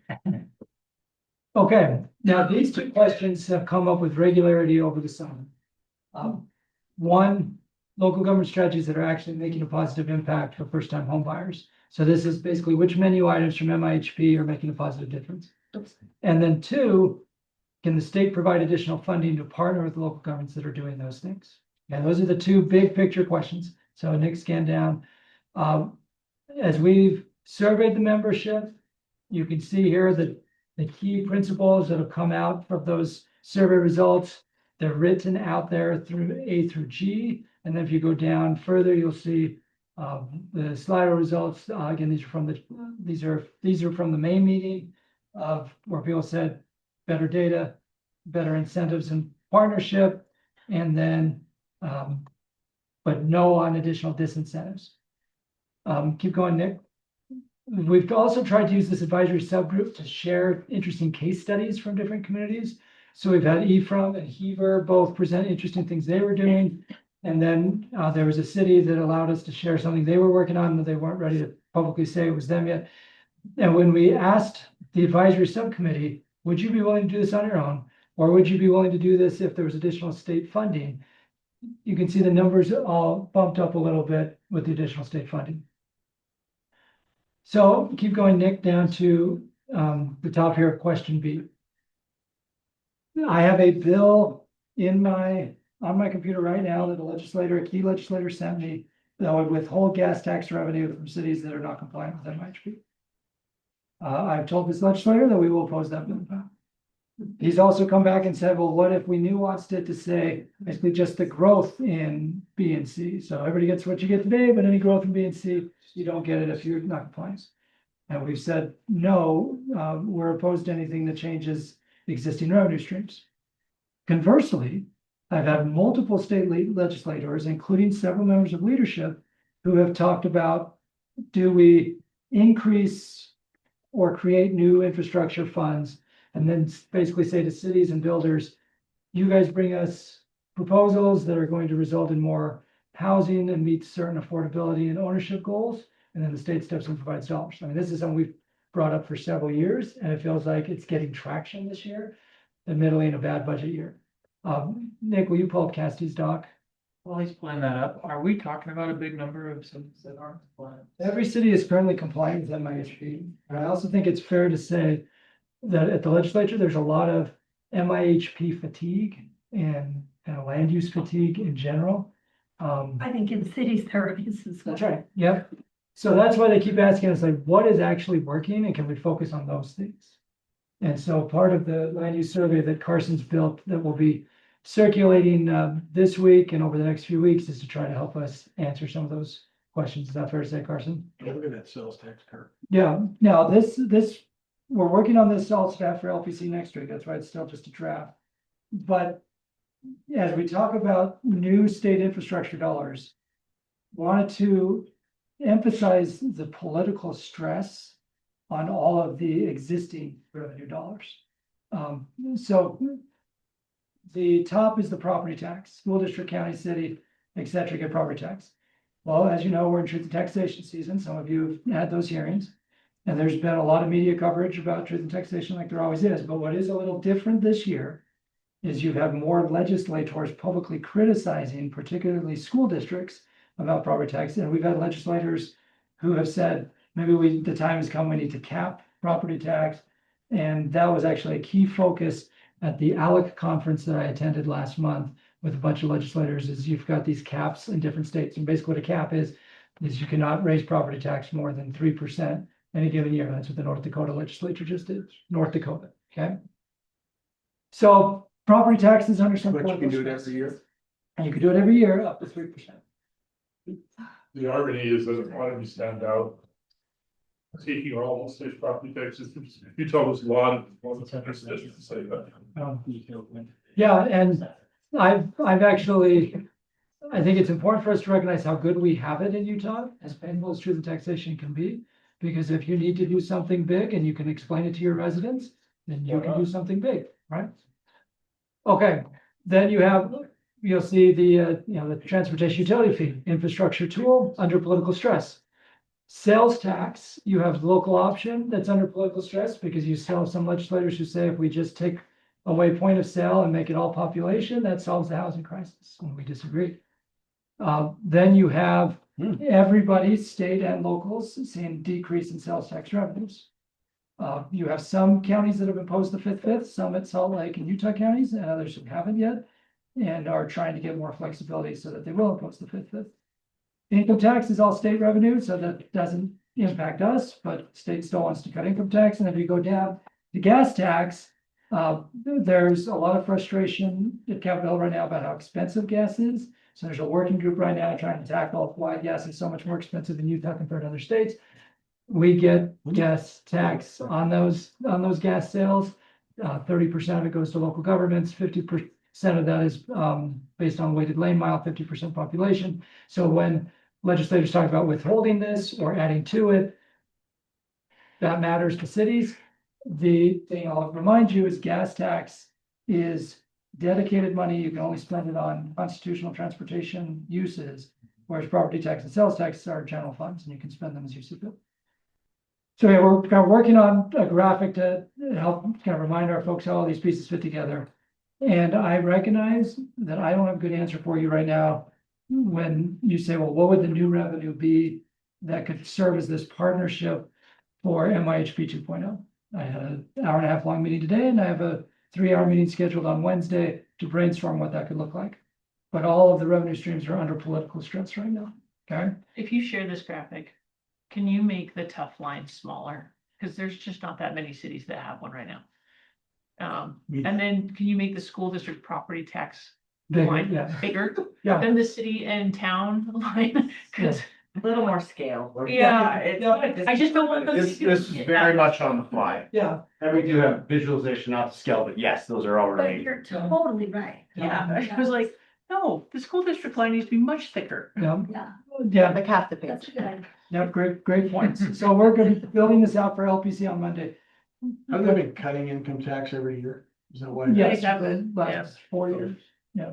It's still a really, really hot revenue source. But even income tax is stressed because of Amendment A. As Amendment A didn't make it on the ballot last year, to open up the income tax to use on different things. So the state can't fund their general fund out of income tax, so it comes to sales tax. So where does it, where does all the money go? And that gets to the stress that's on. So that sales tax declining line, It's actually not declining, it's some sales tax goes to local, some goes to the state. so you're not showing that, because I don't know, my city, our sales tax revenues have not only flattened, but they're starting to go down. Yeah. I don't know if everybody else is experiencing that or. Yeah, most cities, based on our analysis, they're flat. We're not So, flat. go back to the questions. So we'll be working on this graphic to try to explain it to the LPC broadly, and this was good feedback to help, but the key takeaway for today is these revenue streams are under political stress. Where that all shakes out, who knows? Next, so scan down to the best model for the fund. This will be part of my conversation on Wednesday with some key state leaders. Do you fund an infrastructure bank? Do you fund the transportation investment fund? So you expand transit, or this concept is what we've been pushing, what we've called the planning partnership fund, where money could be spent for capital costs, but could also be spent for maintenance and technical assistance for planning. All right. Yes, all three. Sure, right. There's not political money or appetite for all three, but that's where we're at. So Nick, go down to the board questions. So number one, we just want to ensure you agree with holding the line on the impacts to existing revenue streams that cities control. Now, that if we talk about consequences or partnerships, incentives and the like, that is independent of existing revenue streams. Yeah, we figured this was no brainer, but just in light of the bills that we already have, we just want to make sure, yeah, this is good use of our political capital. Mayor Walker stepped out, so Councilor Bradshaw, you're Yeah. back. I don't think we could ever take a position other than oppose. Right, right. I think as an organization, I think we'd have to oppose all. Right. That's what we expected. So that gets to this second question. Those different concepts around MIHP 2.0, and the question I've been asked multiple times, including this morning, is if we know these certain actions make a positive difference, can we create an MIHP 2.0 that's focused on those actions and then provide some state money as a partnership? And if Cameron City doesn't want to do 2.0, you don't have to. But if West Jordan City or Mapleton City want to access those dollars and know that those land use actions make a difference, we can choose. Then you can choose. So this will be new pots of money, Right. new pots of money in 2.0. Yes, No, it's- but the acknowledgement of, I don't know what those buts are. I was all those other strings. I think that's a really key part, though, that if you're going to do two, it has to be, they identify some new thing that they fund or some new way you apply and draw down, something that doesn't already exist. I'll tell you, every time they drop some tax like they did last year, I'm gonna speak for Mayor Mendenhall, my Mayor Mendenhall. That it's like nobody's gonna see this $100 million that you guys just reduced out of whatever it just disappears. That $100 million could really do some amazing things on the infrastructure front that we're talking about. Yeah. Stop reducing some insignificant amount.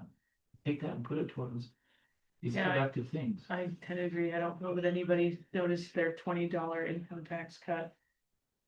And No, it gives them good talking points. But their talking points are housing affordability too, right? And so we're gonna, anyway, But they put that on us. I'll let my Mayor Mendenhall know, I voiced them. So, yeah, we've got big meetings ready this week. I just want to make sure everyone's comfortable with the sandbox with numbers 1 and 2 of, as long as we're talking about new money, then yes, we are on board with building out that MIHP 2.0 that's focused on the tactics that we're seeing that are moving the needle at addressing affordable homeownership.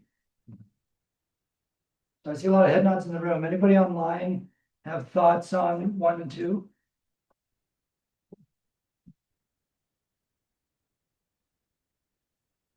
So I'll note that we skipped over in the ADU piece, the question of should this apply to all cities or should it just apply to MIHP cities?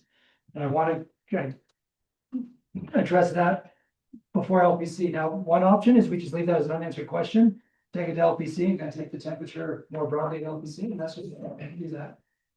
Or you can give us direction now to say, oh, let's bring everybody in, or let's just focus on MIHP cities, because that in turn helps inform this MIHP 2.0 conversation of, is it just cities over 5,000, or can anybody apply for MIHP 2.0? Because Springdale Town isn't on the call.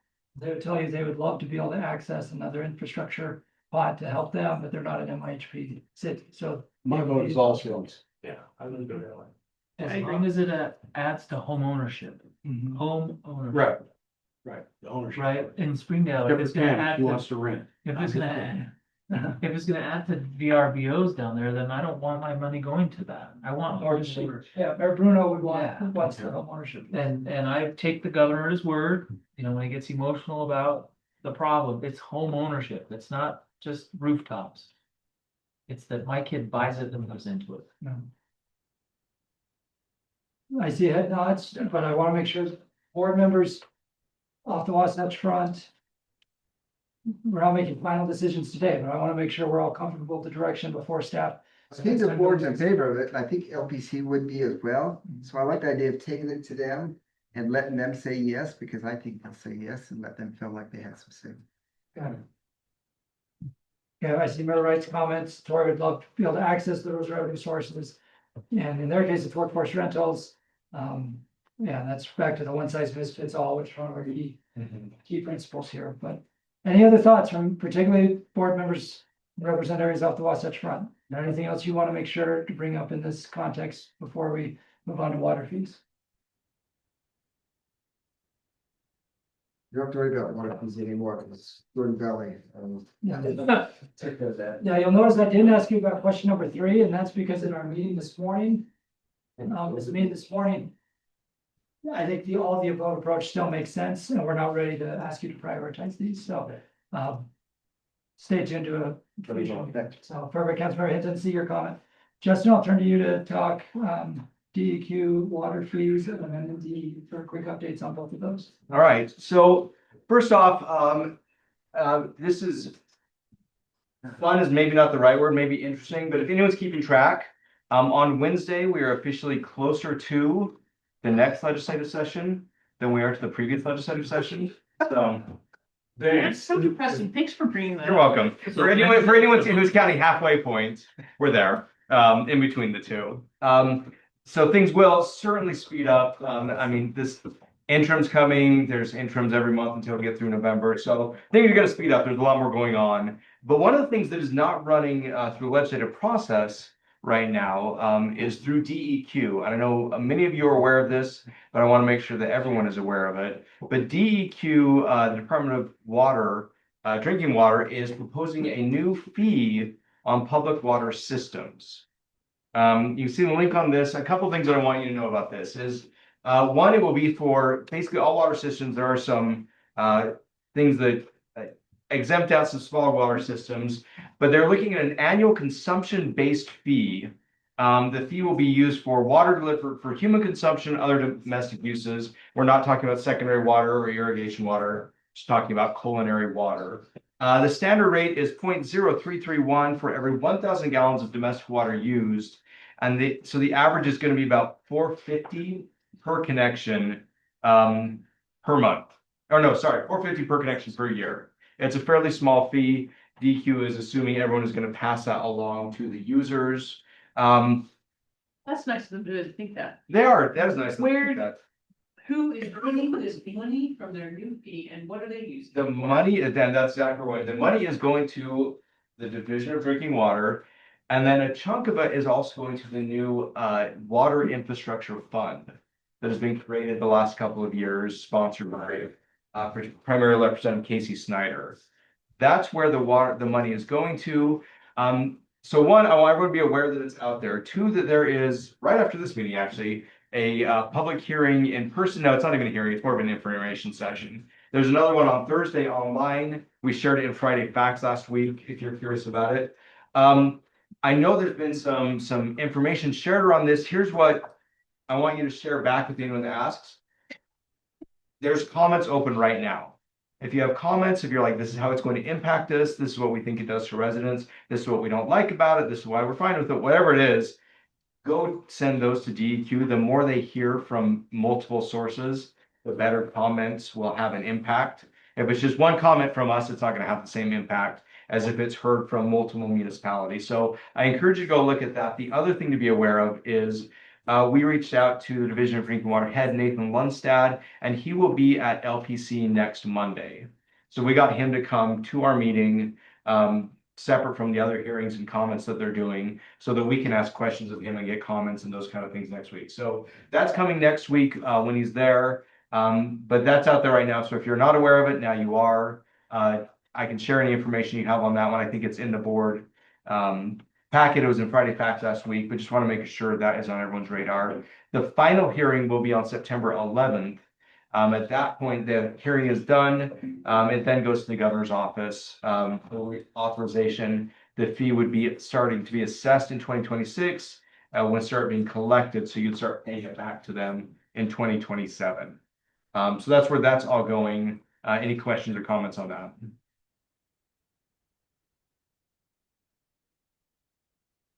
I guess we still have to work on our little postcard that we sent out that says this is going up and passing straight through to the state. Yeah, and certainly if this passes, if this gets out there, yes, I would work on your noticing to make sure everyone knows where that's going to and coming from. When it's a fee, it's harder for me to communicate to my residents that this is a state fee that I'm collecting on behalf of the state. So I'll take all of the calls. Oh, you certainly, yeah. You know, sales tax, that has a different language, and people may not like it, but they understand taxes are collected and passed to them wherever. So a handful of years ago, the state was looking at doing something, I think, for air pollution in Salt Lake County. And this has the same impact on my water system as that bill had on my electric system that they didn't end up passing. So it's tough to be their collection agency. I Maybe take all we the. need a vendor discount like retailers get on sales tax where we get to keep 1.31% of what we collect. It's an affiliate The program. burden of being a tax collector. Yeah, Right. there is an absolute truth to that, because that's kind of where I was headed, because when I'm collecting it, I'm going to take calls. I'm gonna take it. And again, yeah, that's all correct. And please send the comments to them, or let them know that. The more that they hear, again, if you hear it once, it's great. If they hear it from 50 people, it's going to be better for commentary. A couple other things just to be aware of, ways that they'll talk about it is if people use less water, it will go down because it's based on the number of gallons that are used. So there is, I think, a conservation angle that they're going for here, water conservation. So that's out there. Again, LPC next week, we're going to have Nathan Lundstad there. He said he's willing to be there even after to answer questions once the meeting's officially done. So if you talk to your public works directors, if you talk to, whomever it is that's dealing with water, that may be a time for them to tune in. He'll be there. We're going to have him presented about 1 o'clock at LPC next week. So just be ready for that one. The other piece, to jump to something that is much more political is, I'm sure everyone remembers the discussions that we had around Amendment D at about this time last year. If there's a court case around referenda and what that looks like, initiatives, this is around the state redistricting case. The legislature had a special session. They passed what was going to become Amendment D. Challenging court, kicked off the ballot. We didn't have to do anything with it. We had a lot of discussions around it. The reason we're bringing it up is because we very much expect something similar to come up again. Not just because we're good at predicting stuff, even though we predicted this a while ago, but also because we have had a meeting with legislative research, and they reached out to us and had discussions around what this looks like, what it could look like. So this is one really just to, again, put on the radar. There's nothing to vote on. There's not really anything to deliberate on right now. But the mental space that I want everyone to get into is last time, because it was a ballot question, and because of the law that says we can't use public funds for political purposes, we as a league couldn't take a position on it. We couldn't say anything on it. We couldn't, we had a lot of discussions around this one. If it is a bill in the legislative session, it is not yet a ballot question. And it will become difficult and also probably strange for us not to weigh in on something that will impact our local authority around initiatives, potentially referenda. So I just want everyone to I guess, gear up mentally for the fact that we're going to have discussions around it this year. And we're likely going to need to take a position on it. I don't see how we don't take a position on it. Our position may be no position because we could be split on this one, but we're not going to be, until it is a ballot question, politically, it would just be very odd for us to not discuss it and look at it. Whereas before we were able to say, it's a ballot question, we can't really do anything. So that's coming. Legislative research already reached out to us. We don't have any specific language. There's not a specific bill file that we know of that's open yet, but that is coming. They reached out, like, what did they say? Like, this is coming. They reached out to us. This is coming, Justin. No, actually it was, which one? So it was very much, Ledge Research was very much reaching out in a very technical, what is your understanding of this court case? And frankly, we said, we haven't talked a whole lot about the policy of the court case because we were so caught up on the fact that it was a ballot question. So we were very honest and blunt with them and said, we haven't had that discussion yet. About we need to solve this question. This isn't ours. This isn't ours to solve. No, well, and there's two pieces. Again, one, now, I mean, this is like, I know the worst exercise, and I always felt when I ask people to do this. Pretend there's no court case. I know that's impossible, but for a second, just pretend it's no court case, and we have a bill that says this is what happens to municipal legislative initiative authority. It's just a bill that deals with that. Again, there's no way we don't weigh in on that in some way. Wonderful way to phrase it. So now I know there's all that other piece behind it. There's all the political things around it. There's the court case. There's a special session. But if you just try to look at it just from a policy perspective, there's no way we don't weigh in on a bill that has to do with legislative, local legislative initiative authority. It is a lengthy legal discussion. It's not a 5 minute. So once we get stuff, we're gonna have discussions on this one. I just want to put that piece on everyone's radar note. So when it comes up, we say, here it is, let's talk about it. I think we all left it over there in the bag. We tried. Come right We out. really wanted to, yeah. But it will come out. So just warning everyone that that's coming up.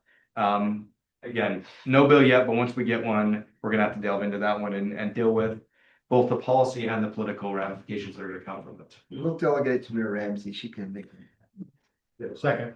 Okay, that's my updates. And fun. Sorry, you've been better. Second director report. Perfect. It's 2:01. I'll be fast. Number one, we are still working on the strategic objectives. We're not going to spend any time on that today. But we appreciate the feedback over the last few spring sessions in St. George. We do want this current board to update those before the new board comes in October. So our plan is to bring something to you at that September meeting. And so you've got in your packet the progress report, but you're not approving anything yet. You'll see there's been some edits there, and there'll continue to be edits. Speaking of October, there's one more meeting of this board as constituted on September 30th, which is the day before the annual convention. And our nominations process is getting underway officially this week. In your board packet, you can see who's applied for the board. And it's a good problem to have. We have a lot of great people running for the board. And as usual, for us, at least in the last 5 years now, we have more than 3 times the number of candidates than we have spots available.